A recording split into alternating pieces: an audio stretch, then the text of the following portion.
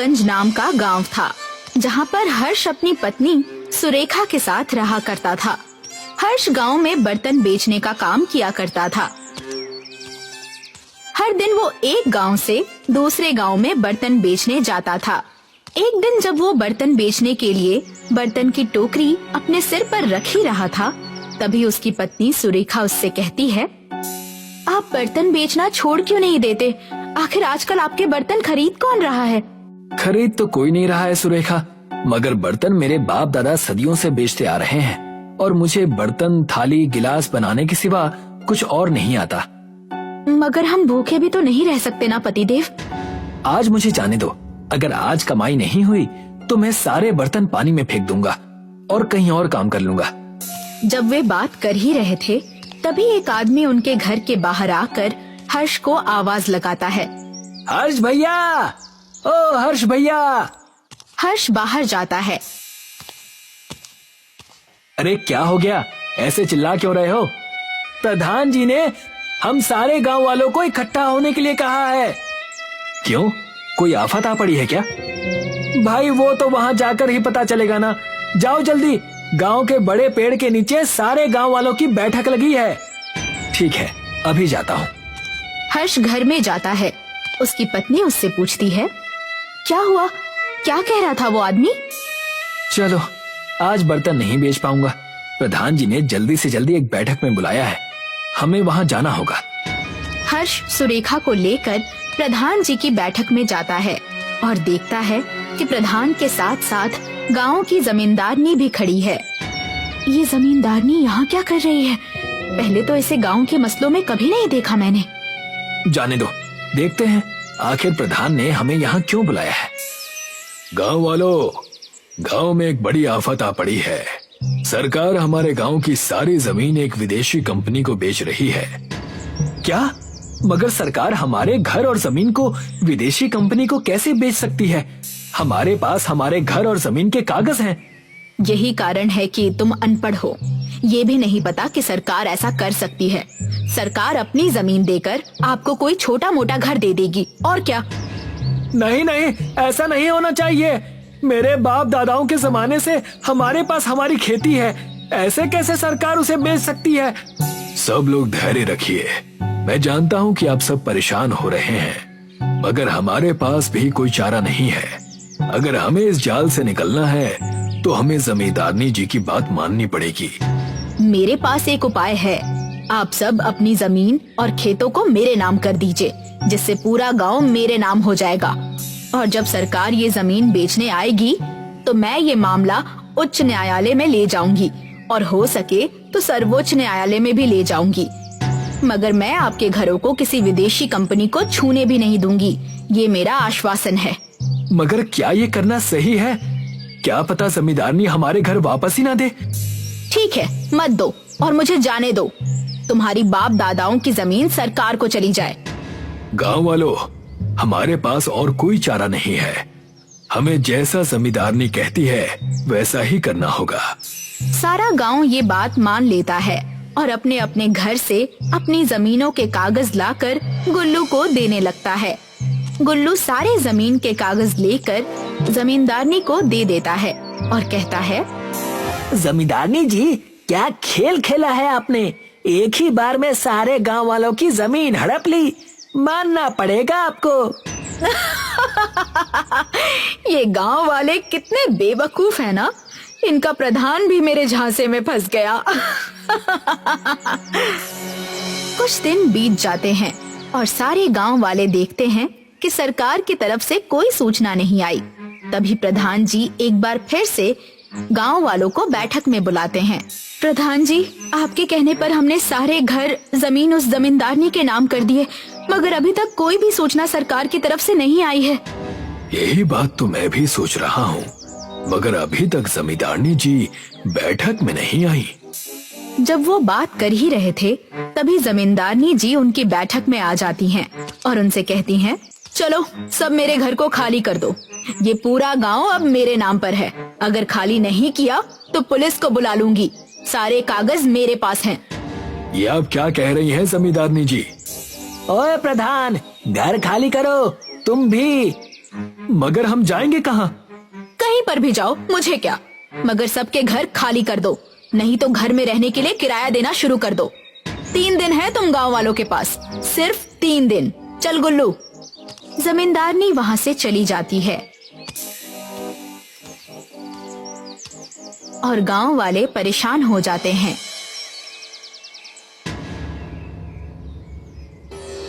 अब हम क्या करेंगे? मेरे पास अब बस ये बर्तन बचे हैं, इनमें भी सिर्फ थालियां ही हैं। आज जाकर इन्हें बेचकर जितने पैसे बनेंगे, फिर घर छोड़कर हम बाहर रास्ते पर रहेंगे। हर्ष बर्तन को सिर पर रखकर उन सभी थालियों को बेचने चला जाता है, मगर कोई भी उससे बर्तन नहीं खरीदता, जिसकी वजह से वो निराश होकर जंगल के रास्ते से घर की ओर आ रहा होता है। तभी उसे एक बूढ़ी औरत दिखती है। क्यों होते हो परेशान? क्या ये वक्त परेशानी का है? क्यों रोते हो उसके लिए जो तुम्हारा कभी था ही नहीं? क्या ले जाओगे अपने साथ जब तुम दुनिया छोड़ जाओगे? जी आप?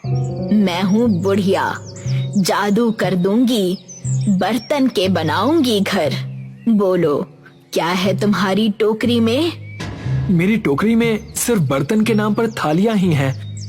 थाली ना आसमान में होंगी, ना होंगी जमीन पर, लहराते उठेंगे घर तुम्हारे सबके सब इस थाली पर। क्या आप मेरी मदद करेंगी? हड़प्पा नाचो। आप ठीक तो है ना? बुढ़िया हर्ष को जादुई छड़ी देती है और कहती है, जा गांव में लोगों को ये थाली दे और इस पर ये छड़ी घुमा।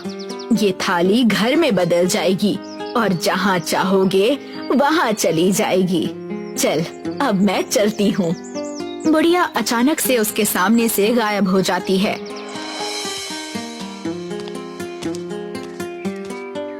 हर्ष अपने गांव पहुँचता है और अपनी पत्नी को सारी बातें बताता है। वो अपने बर्तन की टोकरी में से एक थाली निकालता है, उसे जमीन पर रखता है और छड़ी उसके ऊपर घुमाता है। जैसे ही वो छड़ी को थाली के ऊपर घुमाता है, वैसे ही उस थाली पर घर बन जाता है। सच में घर इस थाली पर बन गया, वैसे ही जैसे उस जादूगर बुढ़िया ने कहा था। हर्ष प्रधान को जाकर सारी बातें बताता है और हर्ष सारे गांव वालों के लिए थाली पर घर बनाकर दे देता है। ये सब देखकर जमींदारनी प्रधान और उसकी बैठक के सामने आकर कहती है, मैंने कहा था ना कि अपने घर खाली कर दो, मगर घर खाली करने के बजाय तुम थालियों पर घर बना रहे हो।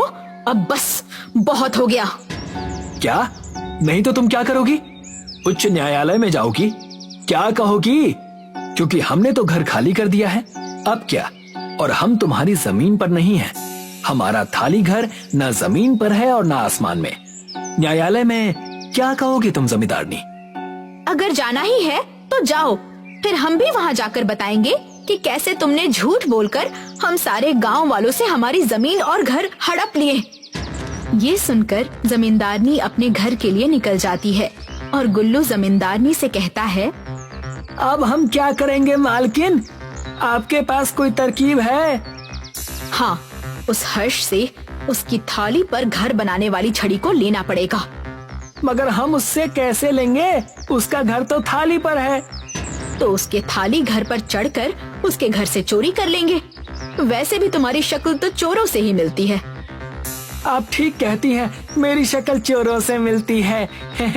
मगर काम आपके हैं चोरों वाले। क्या?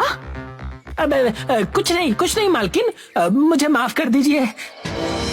रात हो जाती है और जमींदारनी और गुल्लू हर्ष के थाली घर में पहुंचते हैं और हर्ष के घर में चुपचाप घुस जाते हैं।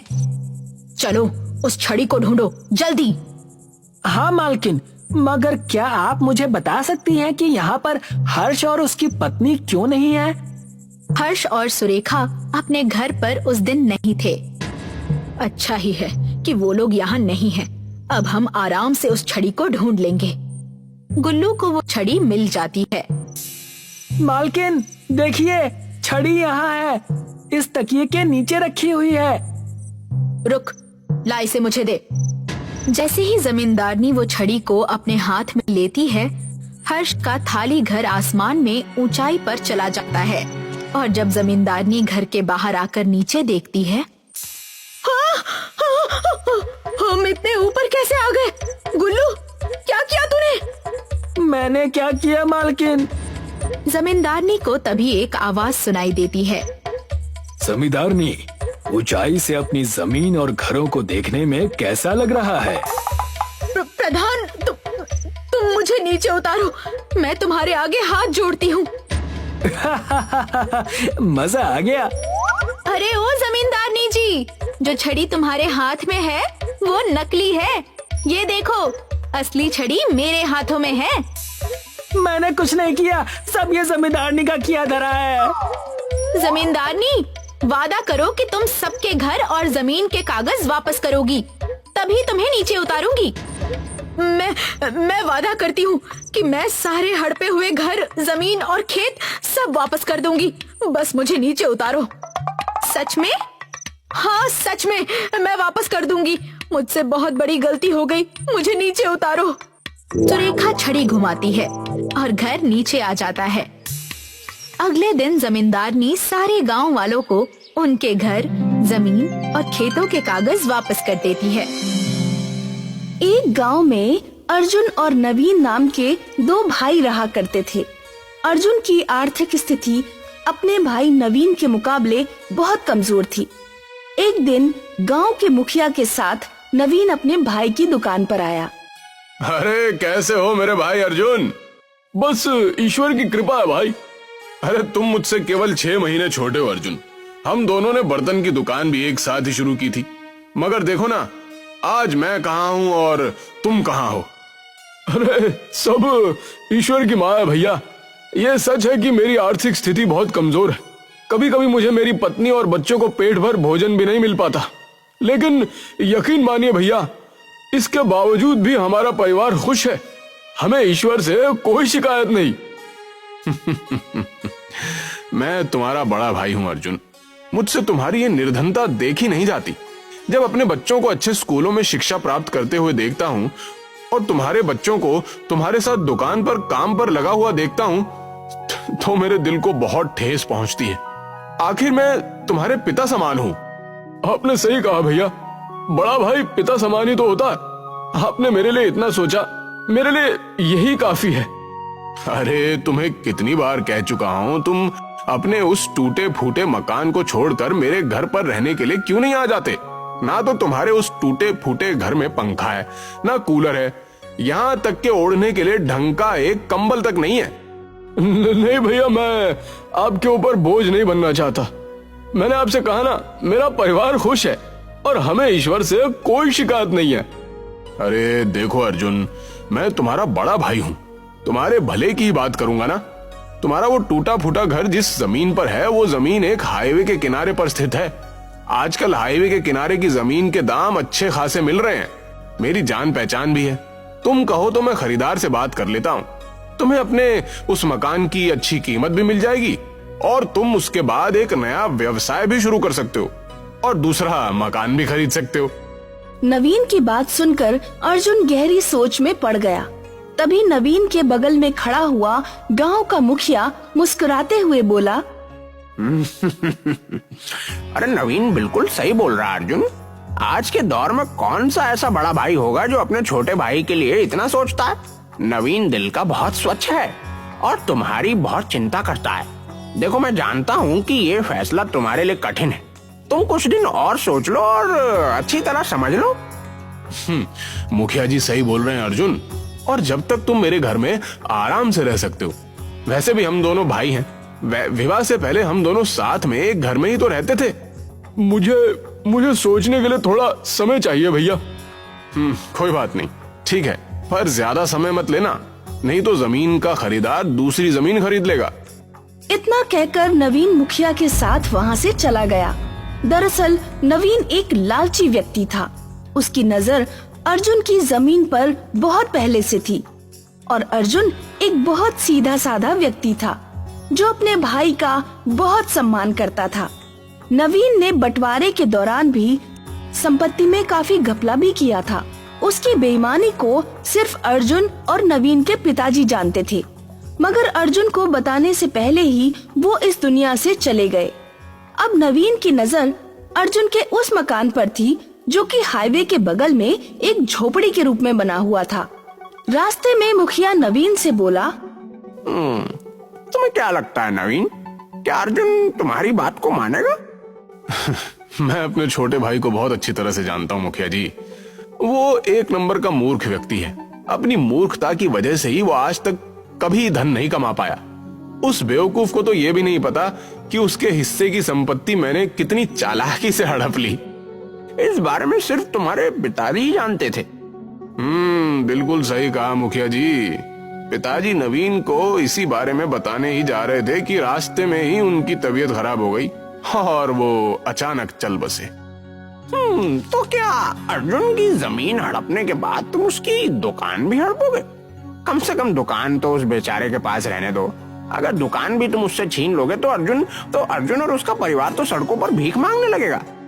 मैं एक व्यापारी हूँ मुखिया जी, हमेशा फायदे का ही सौदा देखता हूँ।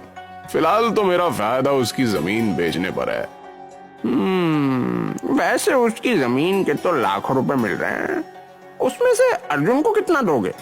पागल हो गए हैं क्या मुखिया जी? फूटी कौड़ी नहीं दूंगा। अरे कुछ दिन अपने घर में रखकर धक्के देकर बाहर निकाल दूंगा। मुझे पता है कि अर्जुन कुछ भी नहीं कर सकता। इधर नवीन अपने घर पर अपनी पत्नी राधा से इस बारे में परामर्श करने लगा। अगर ये घर बेच देंगे तो हम लोग रहेंगे कहाँ? अरे तुम चिंता क्यों करती हो राधा? भैया ने कहा है कि जब तक वो हमें अपने घर पर रख लेंगे। सोचो राधा, हम उस पैसे से नया व्यवसाय शुरू कर सकते हैं। पता नहीं क्यों मुझे कुछ ठीक नहीं लग रहा। लेकिन तुम तो जानती हो कि मेरी दुकान पर बर्तन खरीदने वाले मेरे हाथ के बने हुए बर्तन खरीदते ही नहीं। हमारी बेटी चमकी 12 वर्ष की हो चुकी है। कल को हमें चमकी का विवाह भी करना होगा, तब क्या होगा? कभी सोचा इस बारे में? अर्जुन की बात सुनकर राधा चुप हो गई। अगले दिन अर्जुन नवीन के घर पर पहुंचकर बोला, मुझे आपका फैसला मंजूर है भैया। मैं अपना घर बेचने के लिए तैयार हूँ। मुझे तुमसे यही उम्मीद थी अर्जुन। तुम एक काम करो, तुम आज ही अपने परिवार को यहाँ लेकर आ जाओ। मैं आज शाम को ही उस बिल्डर से बात कर लेता हूँ। कल तक पैसे तुम्हारे हाथ में आ जाएंगे। अर्जुन अपने परिवार को नवीन के घर पर ले आया। उसके परिवार को देखकर नवीन की पत्नी कामिनी क्रोधित होकर नवीन से बोली, आप भी ना किन किन भिखारियों को यहाँ पर उठाकर ले आए हैं? इनके कपड़े तो देखो कितने मैले हैं। लग रहा है मानो सालों से इन सबको कपड़े ही नसीब नहीं हुए। अरे धीरे बोलो कामिनी, अगर कहीं गलती से भी अर्जुन के कानों में तुम्हारी आवाज पहुंच गई तो मेरे किए कराए पर पानी फिर जाएगा।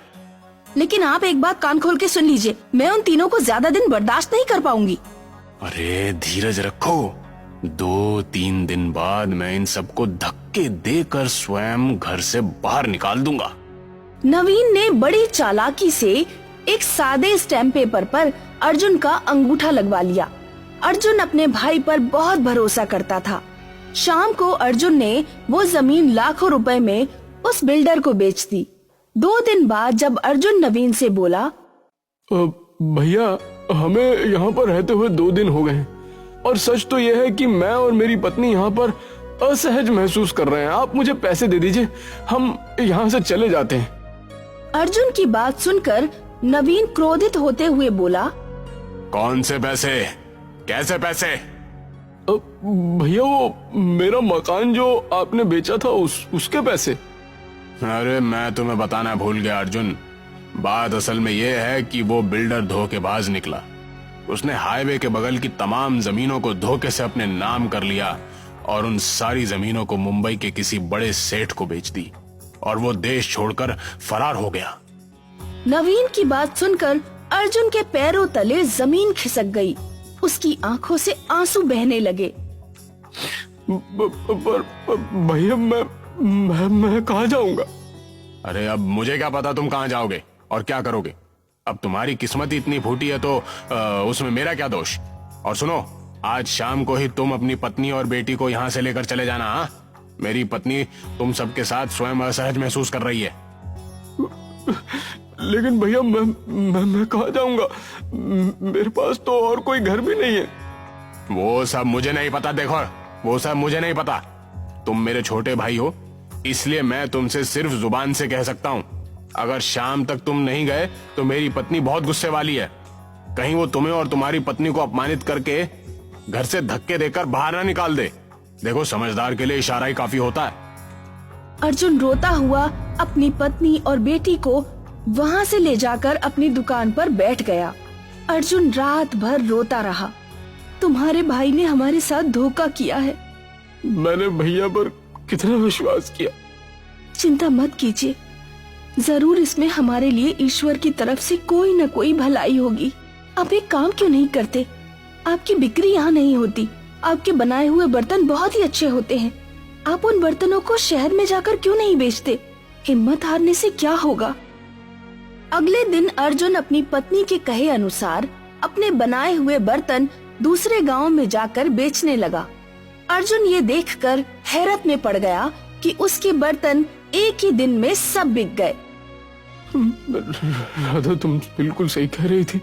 मेरे हाथ के बने हुए बर्तन हमारे गांव में नहीं बिकते थे, मगर दूसरे गांव में तो सारे बर्तन बिक गए।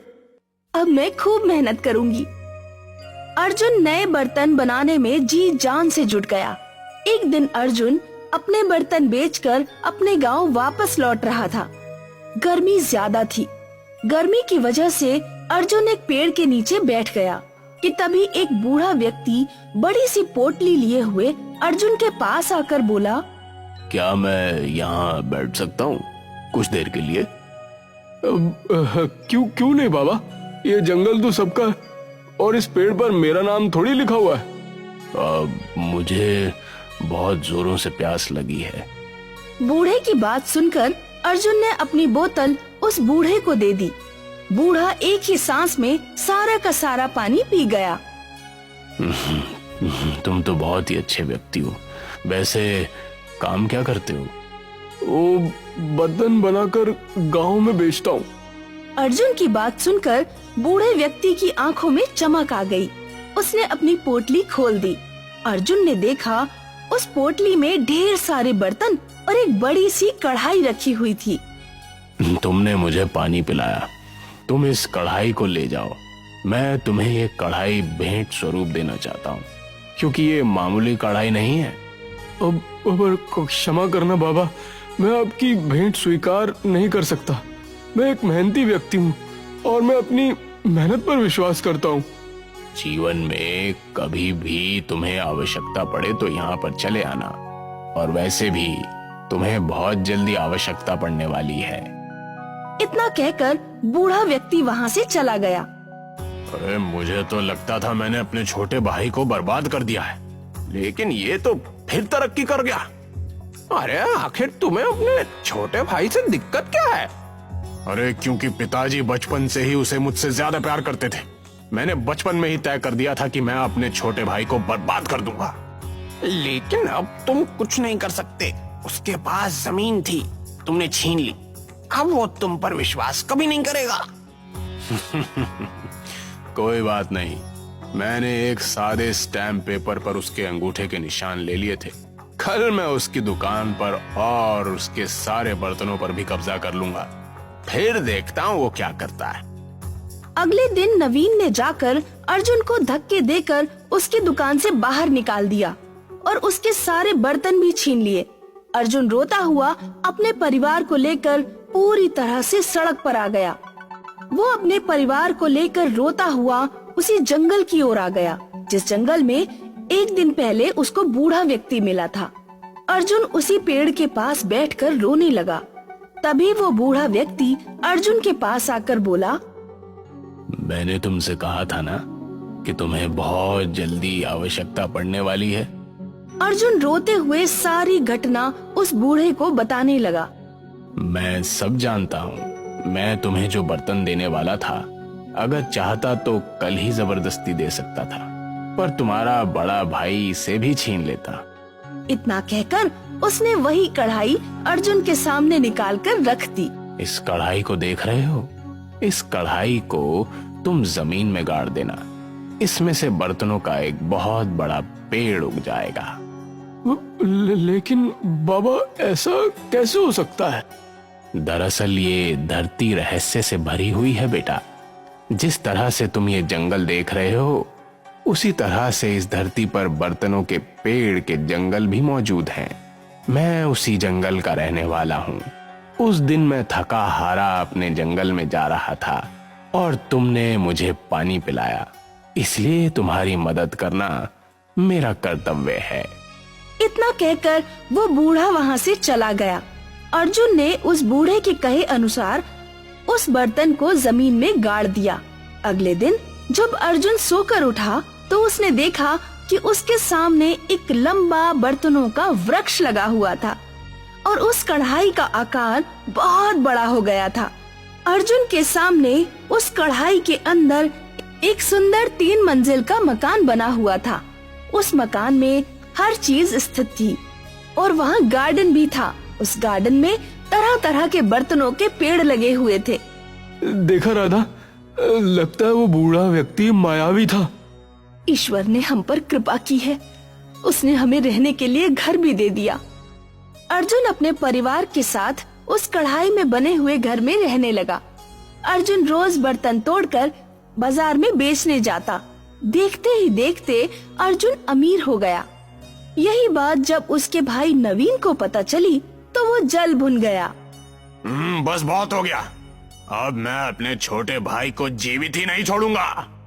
अरे तुम्हारा दिमाग तो ठीक है, तुम इतना नीचे गिर जाओगे ये मैंने नहीं सोचा था। इसमें मैं तुम्हारा साथ नहीं दे सकता। मुझे तुम्हारे साथ की जरूरत भी नहीं है मुखिया। मैं आज ही जाकर अपने भाई को मार दूंगा। नवीन क्रोधित होकर उस जंगल की ओर चला आया। जंगल में उस कढ़ाई में बने हुए मकान और बर्तनों के पेड़ को देखकर उसकी आंखें फटी की फटी रह गईं। नवीन गुस्से से उस घर में घुस गया कि तभी एक बड़ा सा बर्तन उसके सर पर गिर गया और नवीन की मौत हो गई। नवीन का मृत शरीर देखकर अर्जुन की आंखों से आंसू बहने लगे। बुरे का अंजाम हमेशा बुरा ही होता। तुम अब भी बुरे मन से ही मेरे पास आए थे और ईश्वर ने तुम्हें इसकी सजा दे दी। अर्जुन आज भी उस जादुई कढ़ाई के मकान में ही रहता है।